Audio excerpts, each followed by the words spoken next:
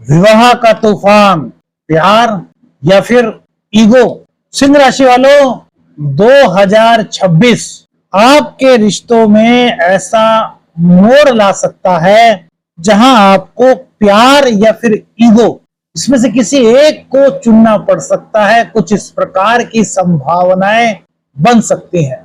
क्या 2026 में सिंह राशि वालों के लिए विवाह का योग बन रहा है?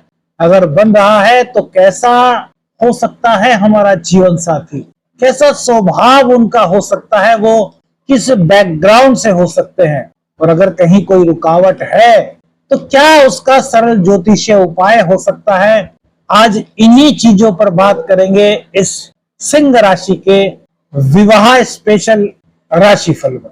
देखिए, हर रिश्ता सिर्फ प्यार से ही नहीं चलता।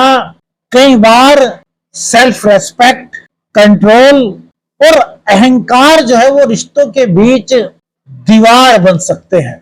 सिंह राशि वालों की सबसे बड़ी खूबी क्या होती है? यदि आप सिंह राशि वाले हैं तो अपनी राय बताइएगा, और यदि आपका कोई मित्र, आपका रिश्तेदार या परिवार में कोई किसी की सिंह राशि है तो थोड़ा सा वहां पर फोकस करके बताइए क्या क्या इस पर आपका विचार है। देखिए, सिंह राशि वालों का दिल जो होता है बहुत बड़ा होता है, बड़े काइंड हार्टेड होते हैं, सबकी मदद करने के लिए तैयार रहते हैं। ये इनके पास कोई भी आ जाए, अगर ये समर्थ हैं तो उसकी मदद करते ही हैं, वरन अगर ये उस वक्त सामर्थ्य भी नहीं है तब भी कह देते हैं कोई बात नहीं, चिंता मत करो, हम आपकी मदद करेंगे। ये अपने मित्रों से या फिर जो उनकी मदद कर सकता है उन तक वो बात पहुंचाने का कार्य करते हैं। लेकिन इनके अंदर जो है ना, सेल्फ रेस्पेक्ट भी बहुत स्ट्रांग होती है, और जब कोई इन्हें इग्नोर करे या फिर इनकी भावनाओं को हल्के में ले तो ये अंदर ही अंदर बदलने लगते हैं। आप बताइए, अगर आप सिंह राशि के हैं तो क्या आपके अंदर भी ऐसा होता है? और यही चीज मेरे मित्रों शादी से भी जुड़ी हुई है। ये आगे जानेंगे कैसे जुड़ाव हो सकता है। देखिए, 2026 में यही चीज रिश्तों में सबसे बड़ा मोड़ ला सकती है।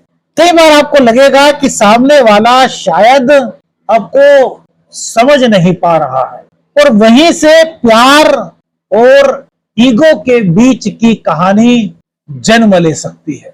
इसके लिए थोड़ा सा आपको ग्रह स्थिति को भी समझना होगा।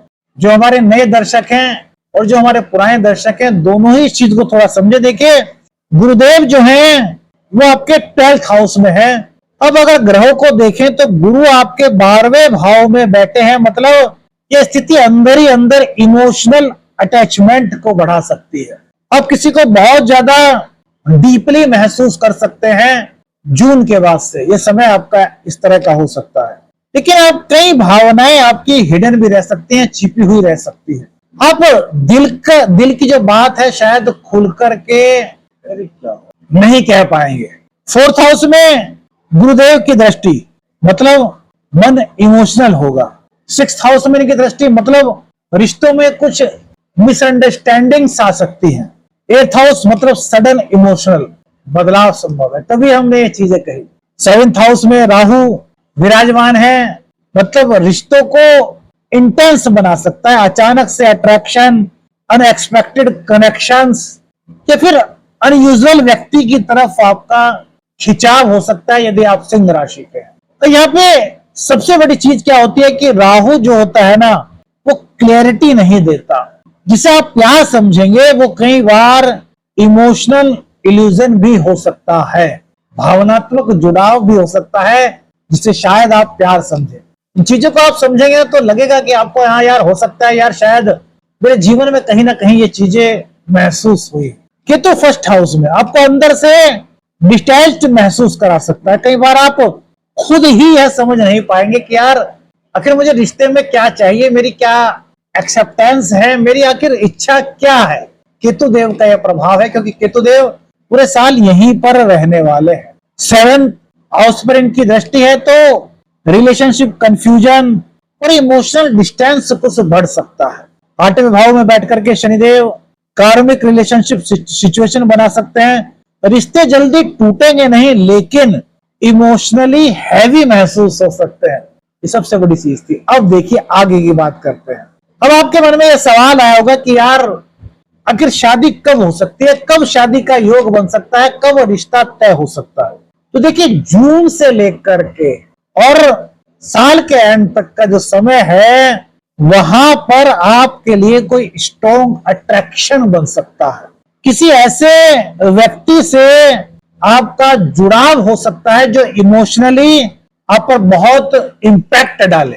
समझ रहे हैं ना? ऐसा कोई व्यक्ति आपकी जिंदगी में शामिल हो सकता है, आपका ध्यान उसकी ओर जा सकता है। अब यहां पर सेकंड फेज की बात करते हैं। रिलेशनशिप धीरे धीरे सीरियस होने की जो संभावनाएं बनती हैं, जो निकटता की संभावनाएं बनती हैं, वो बनती हैं अगस्त से सितंबर के बीच। लेकिन वहीं मिसअंडरस्टैंडिंग्स भी शुरू हो सकती है। 2026 के मिडिल से लेकर के एंड तक विवाह के योग तो बन रहे हैं, लेकिन रिश्ता तभी स्टेबल होगा जब ईगो कंट्रोल में रहेगा। अब बात करते हैं कि हमारा पार्टनर कैसा होगा, उनकी पर्सनैलिटी कैसी होगी, उनकी नेचर कैसी होगी। तो क्या संभावनाएं बनती हैं? सिंह राशि वालों, आपका जीवन साथी अट्रैक्टिव और स्ट्रॉन्ग पर्सनैलिटी वाला हो सकता है।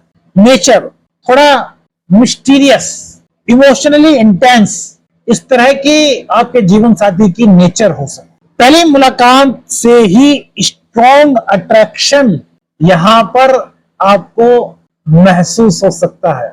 जून से लेकर के एंड तक की बात कर रहे हैं। अब यहां पर ट्विस्ट कहां पर आता है, इस बात को समझना जरूरी है। देखिए, सामने वाला हमेशा ओपनली एक्सप्रेस नहीं करता। क्या? ओपनली एक्सप्रेस नहीं करता। कभी कभी बहुत क्लोज, तो कभी कभी अचानक से डिस्टेंस मेंटेन हो सकता है। यानी रिश्ता इमोशनल और रोलर कोस्टर जैसा महसूस हो सकता है।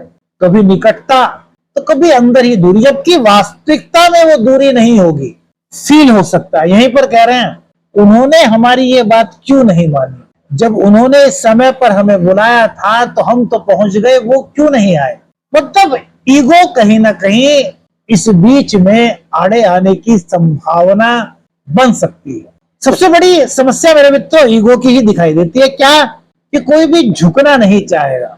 क्या होना चाहिए? यार मुझसे गलती हुई है तो मुझे अपनी तरफ से, हाँ यार मुझसे गलती हो गया यार, सॉरी प्लीज माफ कर दो यार, वो थोड़ा काम ज्यादा पड़ गया था यार, नहीं आ पाया, आपसे गलती हुई यार, आप जल्दी आ गए, मुझे ही थोड़ी देर हो गई। लेकिन यहाँ क्या संभावना बन सकती है? अरे यार थोड़ी देर ही हो गई तो क्या हो गया, आप थोड़ा वेट कर लेते। तो यहाँ पर बोलेगा अच्छा हमारे टाइम की कोई अहमियत नहीं। मतलब इस तरह की कुछ फीलिंग्स हो सकती है। तो आपको इन चीजों से बचना है। बाई चांस किसी से कोई गलती हो जाती है तो वहां पर ईगो को नहीं आने दें। ये सवाल ही नहीं उठना चाहिए कि कौन झुकेगा। दोनों बराबर हैं, दोनों का सम्मान बराबर है। राहु बैठा है ना सप्तम भाव में, वो इस तरह की चीजों का आभास हमें कराता है जो वास्तव में होती ही नहीं। समझ रहे हैं ना मेरे मित्रों? शनि कार्मिक चोर में रिश्ते को ले जाता है। क्या? प्यार तो होगा, लेकिन इस प्यार में आपको दोनों को ही ईगो को छोड़ना होगा। आशा करता हूं मेरे मित्रों इस चीजों को आप समझ गए होंगे। अब देखिए, सभी सिंह राशि वालों की कुंडलियां अलग अलग होंगी, ग्रह स्थितियां अलग अलग होंगी। हमने जो यह राशिफल बनाया है इसको आप अपने नाम राशि, अपने लग्न और नाम राशि सिंह और निचंद्र राशि के आधार पर देख सकते हैं। लेकिन यदि किसी व्यक्तिगत निर्णय पर आपको पहुंचना है तो फिर किसी विशेषज्ञ से आपको अपनी जन्म कुंडली का अध्ययन कराना चाहिए। अब बात करते हैं क्या सरल ज्योतिषीय उपाय हो सकते हैं। पहला उपाय मेरे मित्रों, शनिवार को तिल का तेल या फिर सरसों के तेल का आप दान कर सकते हैं। ओम ग्लोम गंग गणपते नमः 108 बार इस मंत्र का जाप कीजिए। इससे क्या होता है, गणेश जी की आराधना से राहु और केतु से संबंधित अगर किसी तरह की कोई नेगेटिविटी है तो वो धीरे धीरे दूर होकर के पॉजिटिविटी आते हैं, क्योंकि गणेश जी को रिद्धि सिद्धि का दाता बताया गया है शास्त्रों में। मंगलवार को हनुमान चालीसा का पाठ।